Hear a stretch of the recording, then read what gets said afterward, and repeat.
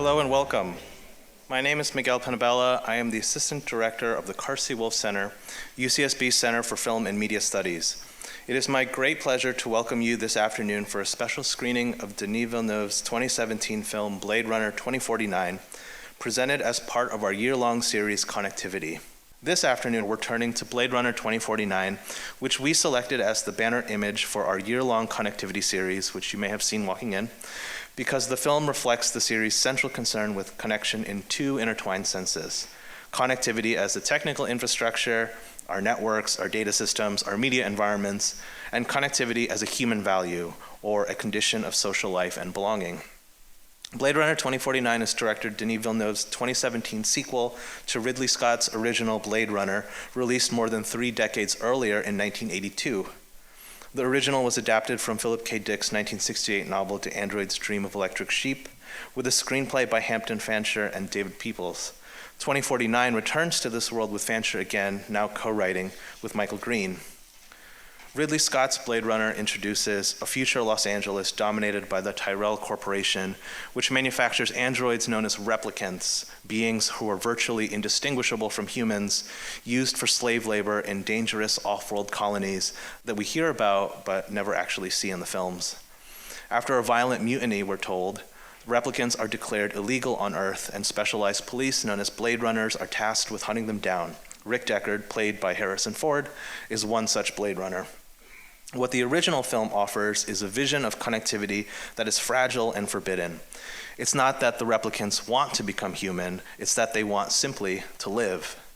Fearing that replicants might develop emotional depth and social attachment, Tyrell has engineered a brutal safeguard, a 4-year lifespan. Memory cannot accumulate, bonds cannot deepen, and families cannot form. Tyrell himself articulates the logic with clarity. Quote, if we gift them with a past, we create a cushion for their emotions, and consequently we control them better, end quote. Thus, the replicants that Deckard hunts are simply seeking more time, because time allows the possibility for memory, and memory is the operating system through which emotion and connection is made possible for a life that might stretch beyond the present moment. Rachel, Tyrell's assistant in the original film, embodies this most painfully. She does not know she is a replicant, though she is beginning to suspect it. Her identity is built from implanted childhood memories and scenes of family life taken from Tyrell's niece. These are not random data points, but are carefully curated connections designed to bind her to the world by giving her a simulated history.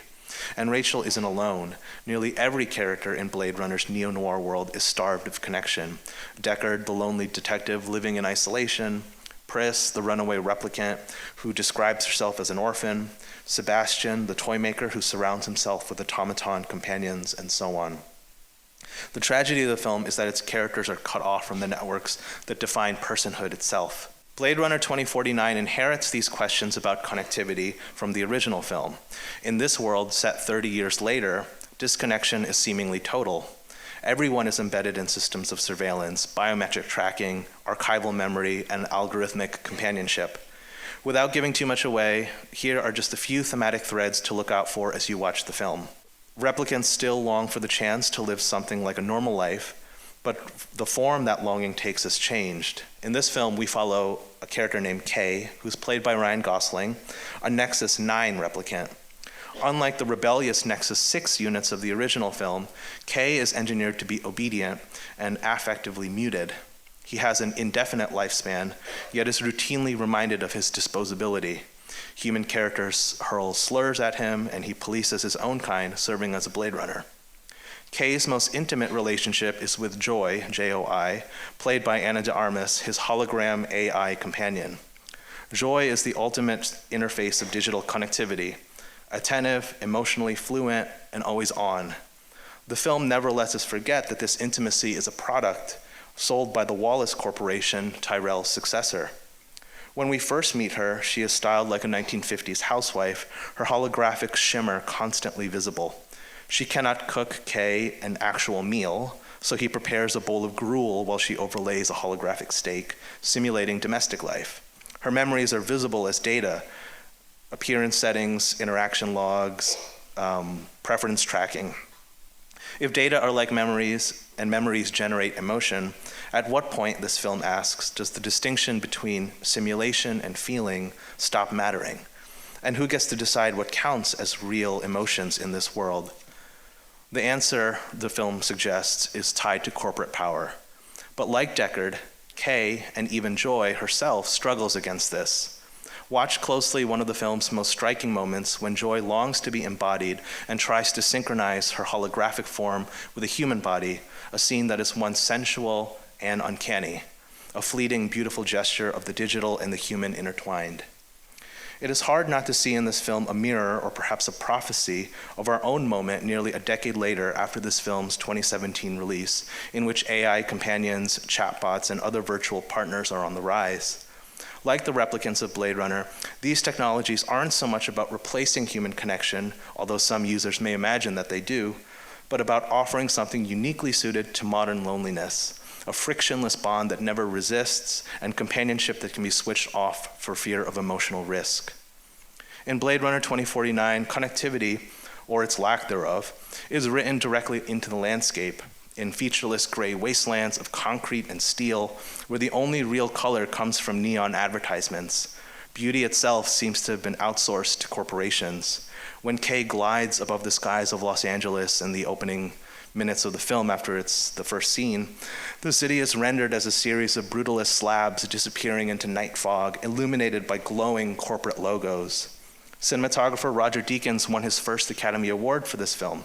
It is exquisitely beautiful, and it will look and sound terrific in 4K and surround sound on our screen this afternoon.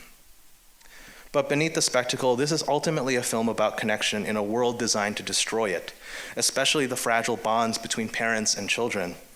When I rewatched this film and its story of Blade Runners rounding up those who run, it was hard not to think about the images we see today of masked ICE agents detaining and even murdering those whose lives are called into question, families torn apart, neighbors taught to distrust one another.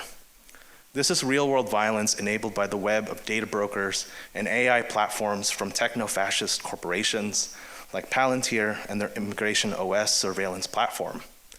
The power wielded by Tyrell or Wallace in this film feels almost quaint compared to the real technological infrastructures already shaping who gets to move freely in our world. Systems built to connect can also divide, categorize, and even exert control, reminding us that technological connectivity is never neutral, but is always bound up with real structures of power, a central theme to Blade Runner and the broader cyberpunk genre which it helped develop.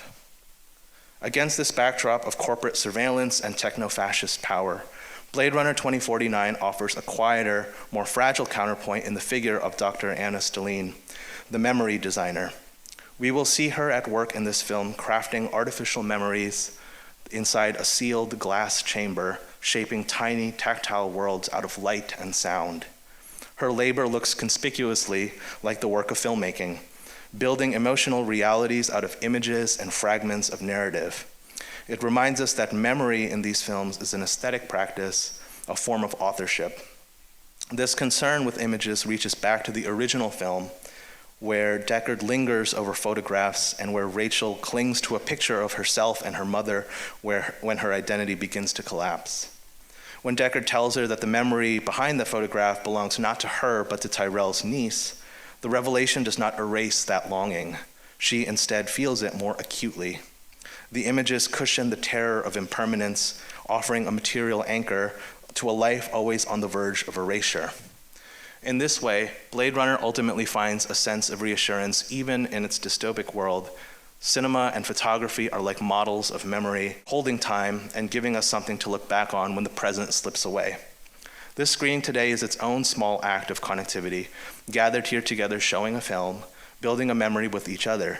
Maybe you're here with a friend or a roommate or a spouse, or even just by yourself. Either way, this moment will join the quiet archive of your own life, another memory that anchors your history and your very sense of self. Thank you again for joining us this afternoon. We hope that you enjoyed today's film, Blade Runner 2049.